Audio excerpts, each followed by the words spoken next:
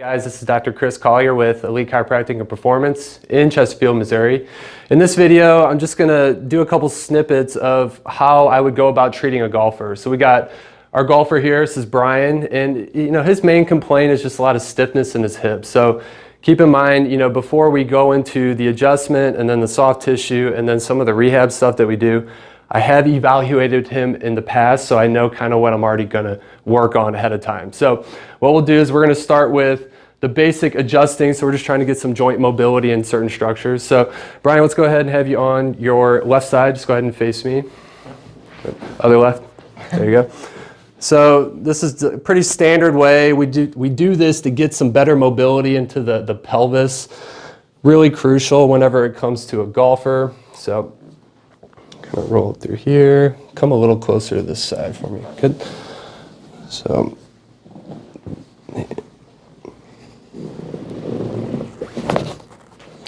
other side.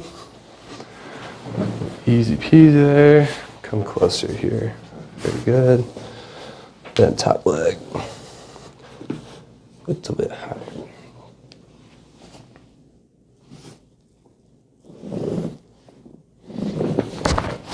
Good. On your back. Check a little bit of this. Brian also has some issues with like neck and upper back tightness, works at a computer all day, so who doesn't have it? Just a little stuck on the left side today. Very good. And relax head there. Couple spots. Cross arms, we're gonna roll this way. That little breath in and out. Very good.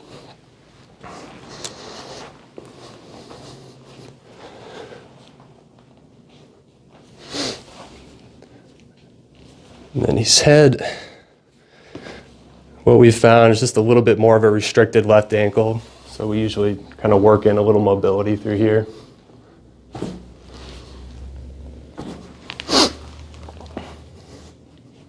There you have it. Pretty quick and easy adjustment part. He's a pretty mobile guy, so it's not a lot of work on my end. But it helps me get him ready to get to the stuff that I really think helps him, which is some of the strengthening. All right, so what we're gonna do now is address some of the soft tissue in Brian's hips here. So what we found, he's got real shortening or tightness in his TFL muscles on the side. So the big goal with what we've been doing is trying to loosen them up in the side and the front, essentially, and then get them to activate or get them a little stronger in the actual glute complex. So a basic myofascial release or pin and stretch, active release, there's a lot of different terms for it. We just take the muscle and then we shorten things or move it around and then apply tension and then lengthen. So he'll probably tell you he could feel a little pull just slightly under my thumb, nothing bad. Just helps get some good tissue extensibility to a certain degree. And so I'll usually do a handful of passes through here as we work through. This muscle group is quite often implicated with tight IT bands. So if you find that you're foam rolling your IT bands a lot, you might be off the mark. If you travel upwards towards the hip, that's usually the culprit for that.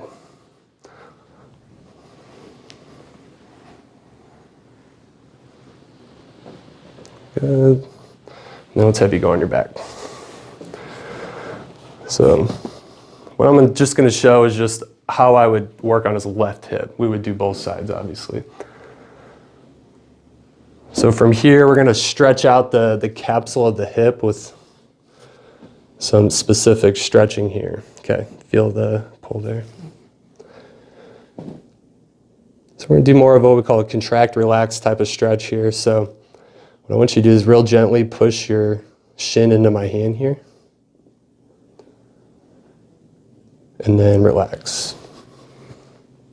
So after they contract, we have them relax and we take the stretch a little bit further. Go ahead and push. And relax.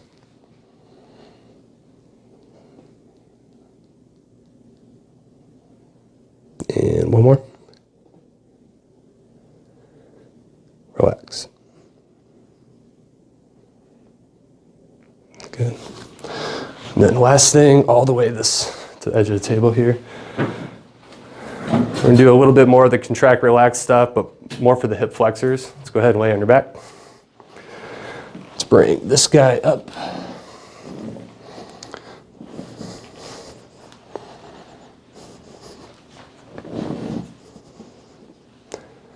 Where do you feel that? Down there? Yeah. Same thing, go ahead, gently press your knee up into my hand. This knee, left knee, good. And relax. So this type of stretching, the contract, relax, is something you could do on your own. Very gently, you're going to press against with resistance. Like don't overpower the person doing it. Go ahead and press. And we'll have you do it for about 5 to 10 seconds. And then as you relax, go ahead. We'll kind of hold the stretch for at least 10 seconds.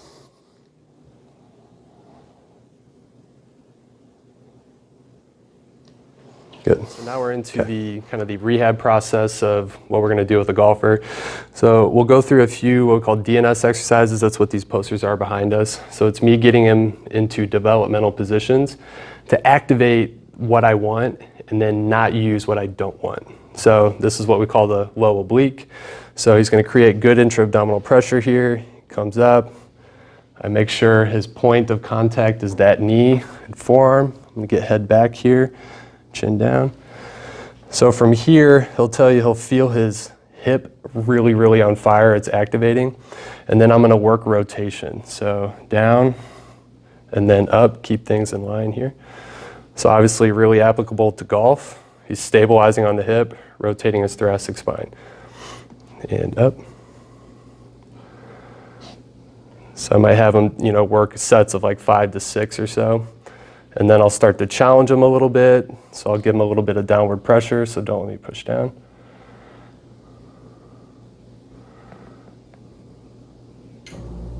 Good. And now what I want you to do, you're just going to hold arm here and there.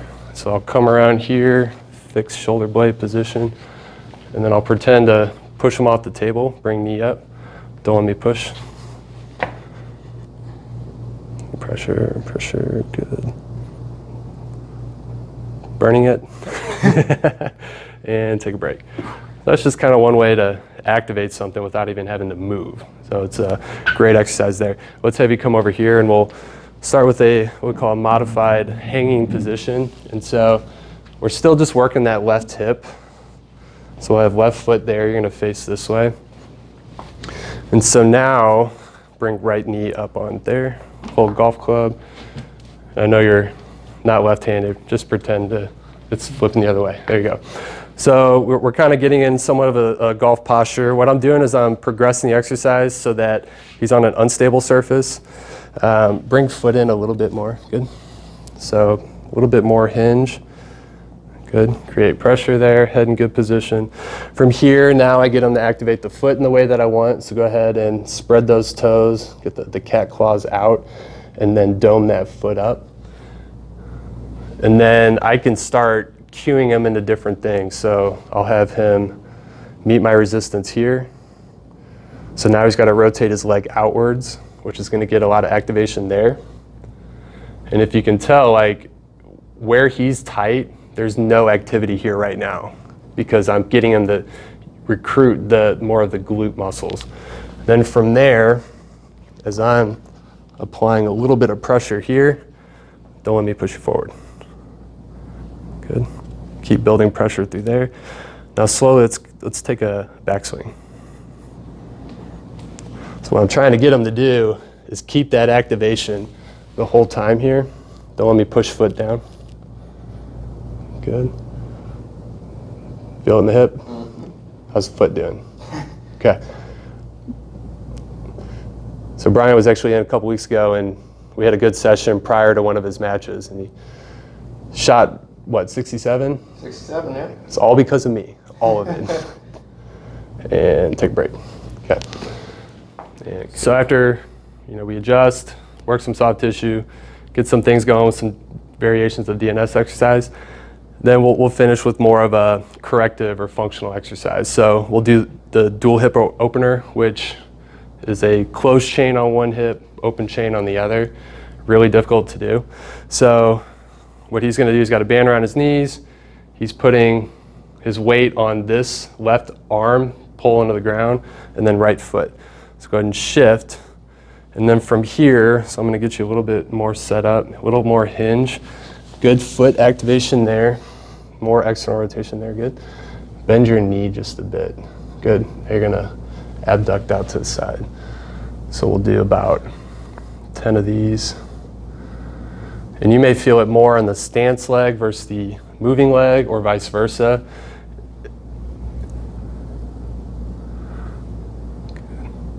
And then what I'll have you do is bring that leg up just a bit there. Back more into extension, good. And out.